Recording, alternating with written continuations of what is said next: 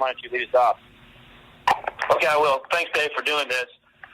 If you could, just your initial reaction first when the postponement till March 30th, and then the entire season. Your thoughts on how that hit you.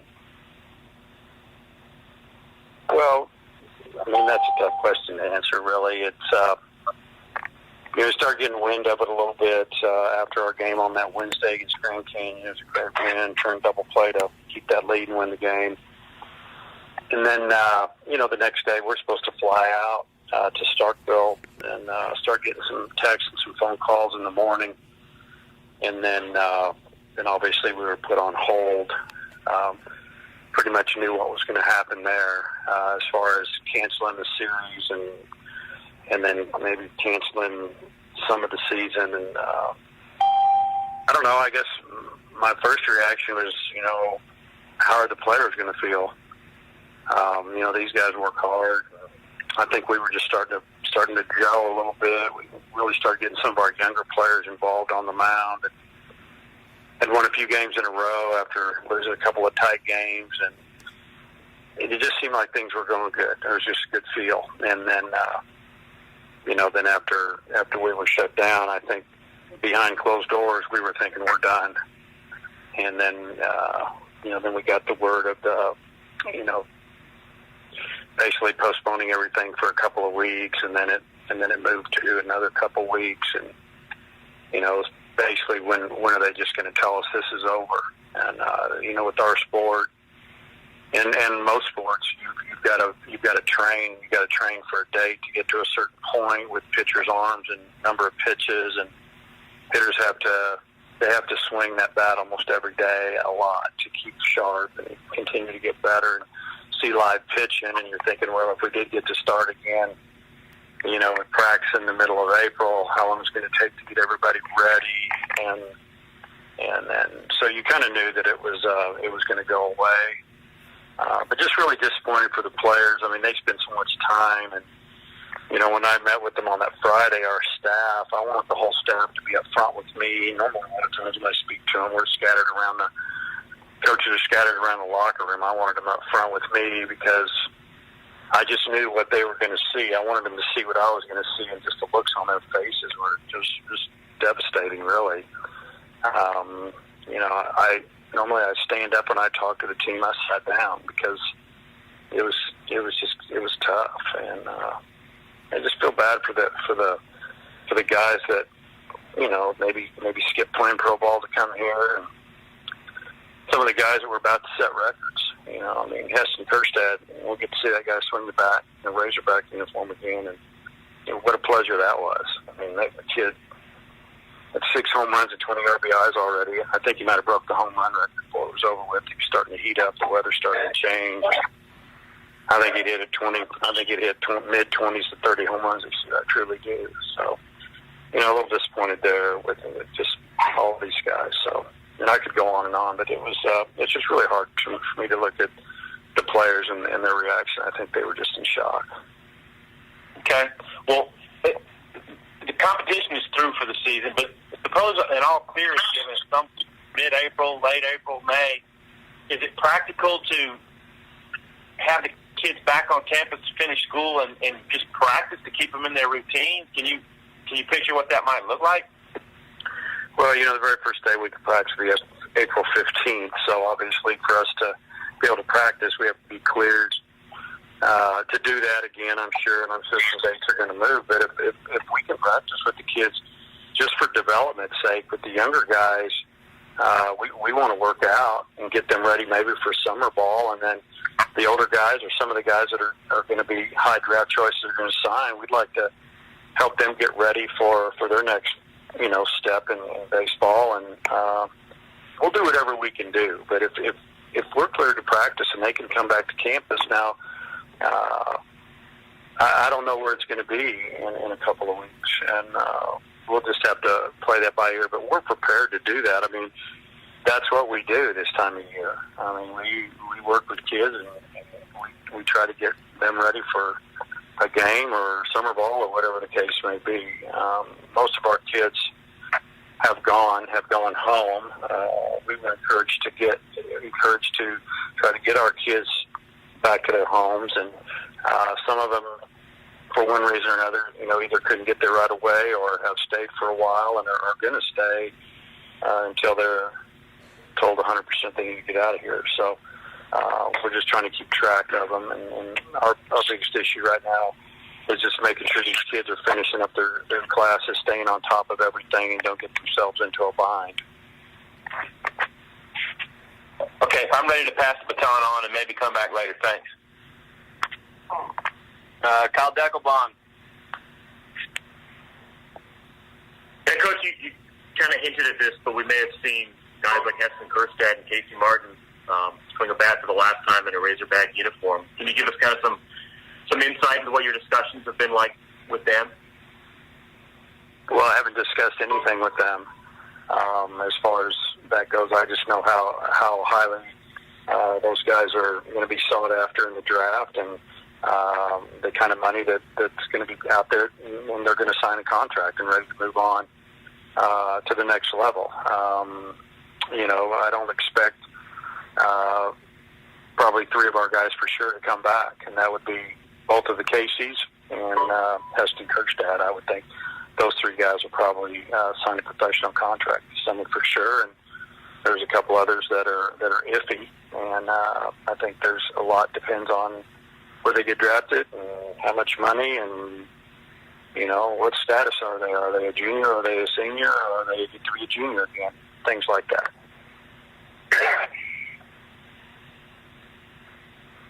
How tough is that to see their college careers kind of end in this fashion for you?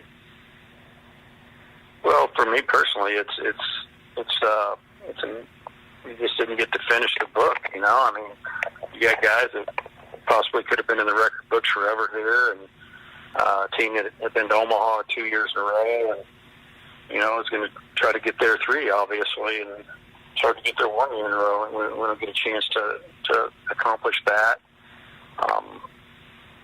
Just seeing guys like Casey Opich-Ketch, probably not a better receiver in the country, and then Casey Martin, who has really battled through some things as far as on the field, and I think that he was really starting to come out of it, and I think we were getting ready to see the best of him, and I really liked the way he had handled all the pressure and his demeanor, even when he wasn't having a good day, compared to maybe last year when it didn't go good for him, just the growth mentally for him and the development to be able to handle the tough days. And I think he was getting ready to take off, and he'd shown that a little bit last week. It's just hard, and there's other guys too. There's some guys having some great years. Christian Franklin made a huge jump, sitting about 400 on the year, and want him to keep developing and have that special junior year, and so there's a bunch of them. Thanks, Coach. Scotty? Yeah, Coach, I figure you guys by this point are a pretty tight-knit group. I'm wondering what it's like being around these guys and now, just not really getting to interact with them. Yeah, I mean, it's like you're used to being around them every day, like you said, and, as coaches, whether usually this time of year we're traveling, we're in hotels, I mean, we're on the road more than any sport, at the university, I would think, with, 6 days on, 1 day off, and the 1 day off, those guys come to the field, they like being down there, they like being in the locker room, they'll do things on their own. I mean, it's pretty much a seven days a week for them, and at this time of year, the camaraderie of your locker room and just being around everybody, it's just kind of a way of life. I always talk about it as far as, people will talk about my job, and I just see it as a way of life. I don't really see it as a job, and I think they feel the same way. This is a way of life for them, and it's just kind of really getting going. A lot of them will play pro ball for a long time and then move on and do something else, let them get back into coaching. But, that's probably the thing that you talk to any athlete that they miss is the locker room and being around the guys and just the whole atmosphere and the camaraderie, and I think that we've got a good locker room. The guys want to be there, so I think, for me personally, I miss it already. I mean, and I can imagine what they're going through as well. Appreciate it. Nate? I guess, Dave, is it assured that they'll have a draft? I mean, could you see, because of the Major League season being delayed, that the draft would get delayed as well? Oh, they'll have a draft. They already know who they want to take. You read all these things about the draft being pushed back, and that could happen. Or, you read that they need to evaluate these kids anymore. Really? Do they really need to evaluate them more? Maybe some of the middle of the road guys, but they know who the first and second, third round is. They ought to do is just cut down the draft. They don't need 40 rounds anyway. They just start plucking guys off in the 30th round, selecting names on the board. Half their scouts haven't seen those guys or know about them, and they're just taking guys, and sometimes don't even try to sign them. But just take 20 rounds, take 25 rounds, take 15 rounds, and that's the way I see it. I've talked to a couple individuals in professional baseball, and I don't feel like I got the impression that they want to move the draft back. Just draft the kids and get them in your organization if you're going to sign them. If they move the draft back, then it really messes with college baseball again. Back to the same old problem we used to have, where they had all the way until August 15th to sign them, and they'd sign them all on the 14th, and then we're left holding the bag. We don't have time to replace kids, and trying to figure out what to do. And so that's college coach talking there. So I don't know what's going to happen, but they'll have a draft, and if they move it back, I really don't know why they're moving it back, because they don't know if there's going to be summer baseball or more evaluation. So they've been watching our kids since they were in high school, and they can make some decisions. I think that the tough decisions may be on the up-and-comers or late bloomers, but they've got video, they've got all kinds of things that they can take care of. And as far as recruiting, just kind of where does that put you, especially not knowing if, maybe a couple of your seniors could be back, and just, what can you do this summer with possibly no summer, travel league teams to evaluate and stuff? So you're asking me about recruiting? Well, I mean, just, recruiting in general now, because I guess everything is, even those travel league games in high school, all that kind of suspended. Just kind of what do you do on that now? Well, the 20 class is getting ready to come in, and then the 21 class, you have the 22 class, so that's the juniors and the sophomores.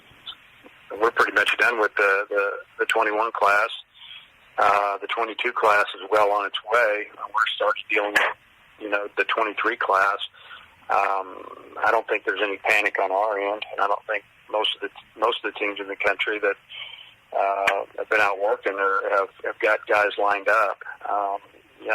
It slows us down maybe for some of those younger guys, but we're just really, our main concern is trying to figure out our roster for this coming fall, and what are the new stipulations, and what's going to go on with scholarships, what's going to go on with counters, and number we can have on the roster, and are we getting more scholarship, and is everybody going to get their gear back?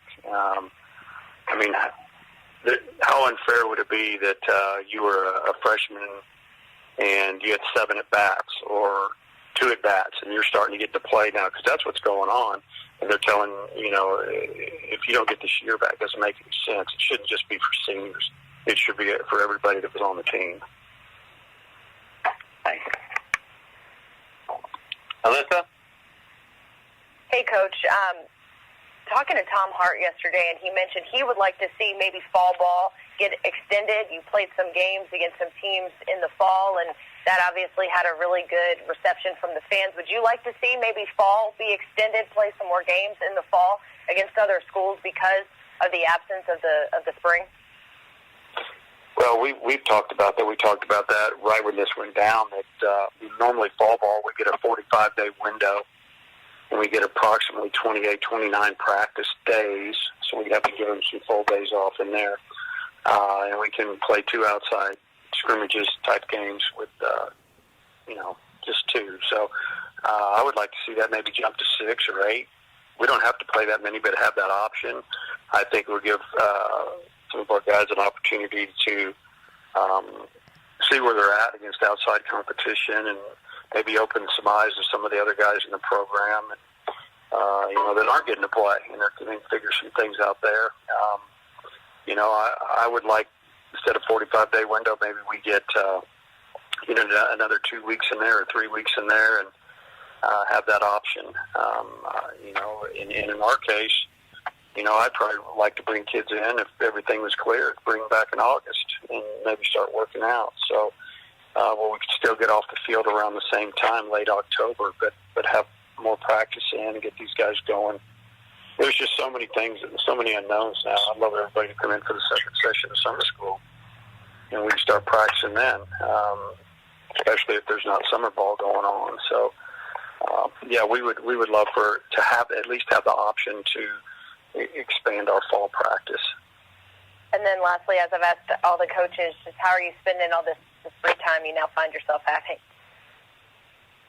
Yeah, it's I don't know. It's kind of it's almost like you're going through withdrawal a little bit because it's such a routine and it's such a race. From the time we throw the first pitch in mid-February to the last game of the season, it's such a routine. And you finish the season. Usually, you meet with your team and you have individual meetings with kids, and you get to hug everybody and thank them. And we haven't got to do that. It's kind of strange. When we do get to get everybody back together, is everybody going to get to campus at the same time? Are they going to come to campus? It's just a really strange feeling. But what am I doing? I mean, I'm on the phone a lot, talking to other coaches. I've been up to the office some and in and out of there, and exercising, working down on my land, and just trying to break a sweat so I can calm down a little bit. Thanks, Coach. Yep. Bob? Hey, Dave. How you doing, man? Hey, Bob. Yeah, good. I got dropped for a short time, but I think I'm okay. Hey, talking about the scholarships, Arkansas and the SEC schools, obviously, I think would have the financial wherewithal, but how do you think that would work? Because you guys, what do you get, 11.7? I mean, could you see them at least for a couple of years expanding scholarships and rosters? How would you see that work? I would think that we will. I think that it would have to. I think it needs to be spread out, maybe over 4 years. A complete cycle where you could taper it down, stair-step it down. Example, if we got a certain amount in the 2021, maybe we get a little bit less the next year, and the next year, and then back to wherever we need to be, 11.7. We need more than that anyway, but that's another story. With the other, I think when you get to some of the other conferences, and when it comes to a vote, they're going to maybe vote against it. But, I think hopefully the powers, the Big Five will say, you do what you want to do, we're going to do what we want to do. I think it's coming to that one day. That's my opinion. I think that the NCAA should give us what we need to do to take care of the kids, because this has been such a point of emphasis over the last 3 or 4 years, is taking care of the student athlete and doing everything for them. And there's many rules that have been changed and a lot of things that have moved that in that direction. So why would you not do it again? If those other schools do not want to give more scholarships, they don't have to. They can make their own choice there. And they just need to do right by the student athlete, because that's where everything's gone the last 5 years. Are you, I don't know, it's not like clinic press, but are you just down about everything? Are you optimistic that things are going to get back to normal at some point for everybody? Oh, I know they're going to get back to normal. I mean, this will get under control. I mean, I'm very optimistic. I'm just ready for, like everybody else, I would think, to know what is the plan. When is this? Obviously, we're going to get this to move on and start trending upward. with each individual sport, I'm sure they feel the same way. We want to know what to do. We want to know how many scholarships we're going to have. We want to know that everybody is going to get their year back. We need to know all these things so we can start putting our roster together. The student athlete needs to know these things so they'll know where they stand. Are they going to be a status of a sophomore again or a junior again? And it gives them an opportunity to start thinking about, am I going to sign professional? Am I coming back? Us as coaches, we can work the roster out. We can get it right. Doesn't mean you have to have 55 or 60 kids on your roster. There will be adjustments made. I think there needs to be, for a year or two, there's going to need to be adjustment in the APR and counters and non-counters and kids that transfer out, because there's going to be kids that are going to transfer out because someone in their position is coming back again and they didn't think they were, and now they're not going to get to play again, and so it shouldn't hurt us. There's just a lot of questions out there right now. That's probably, I'm just I just want to know the facts and I can move with it, and that's my personality.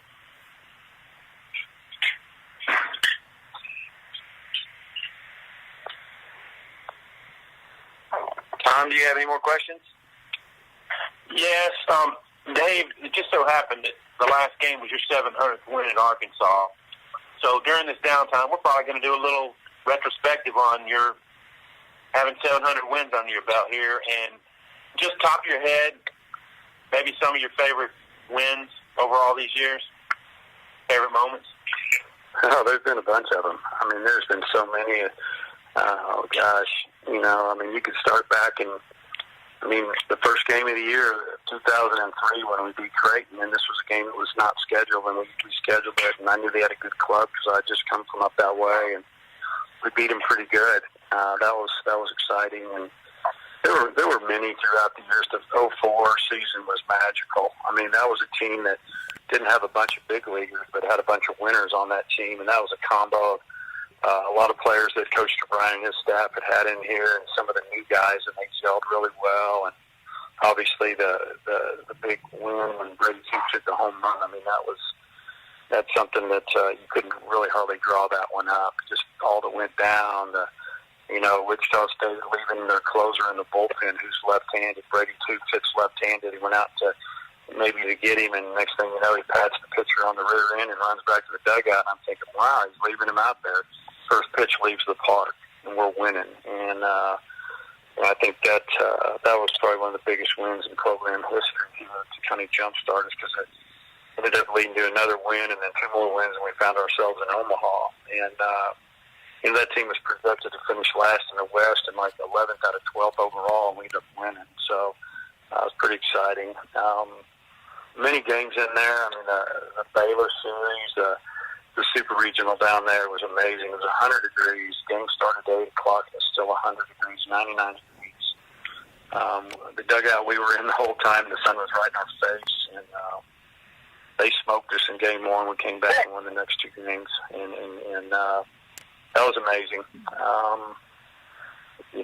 James McCann's walk-off home run against LSU, game 0-0 going into the ninth. Wind's blowing straight in for the most part, and they scored 3 runs in the ninth, and they think it's over. And then we come back, and I don't know, we ended up scoring 4 or 5 with the home run, the grand slam, won that game, ended up sweeping the series. That was huge for us. And I remember we hit a grand slam with 2 outs, pinch hitter in the bottom of the ninth against South Carolina. Brought a freshman in to pinch hit. Left-handed hitter, wind was lightly blowing to right, and he kind of backspun with blue when that blew out of the park. Instead of losing Friday night, we ended up winning Friday, and then we swept the series against a really good South Carolina team. And so many lately. Those are some that were down the road. Just so many games the last 4 or 5 years that have been super exciting. I probably have to sit down and think about it a little bit, but it's like I tell you, I'm proud of the 700 wins at the University of Arkansas, but I'm just proud of the players because they get it done on the field. We just try to put them in a position to succeed, and we've had a lot of guys succeed here, and it's been a lot of fun. Appreciate that, Dave. Okay. Any more questions for Coach Van Horn? Hey, Dave, this is Bob. You must remember what you had for dinner 45 days ago or something. I don't eat dinner a whole lot, Bob, to be honest with you. But you know what, Bob? I knew that you would ask one more question. That was going to happen. I was just memory. I was trying to also think myself, But I know your guy stays in shape, but guys like us, we're in that target age they talk about for the virus. Are you feeling good? Are you feeling good physically and everything? Most of the time, for the most part. But I've been reminded that many times by my wife that I'm that person that can get it and could be in trouble. So I'm watching out. I'm keeping my distance. And I've read things where other coaches' wives are kind of, I think, jokingly complain about having their husbands home so much. But is it kind of nice to spend some? And I know it's not a good reason, but is it nice to spend some extra time with your wife when you're gone so much? Yeah, it is. Except the long list of to-do things she's given me. But other than that, it's been all good.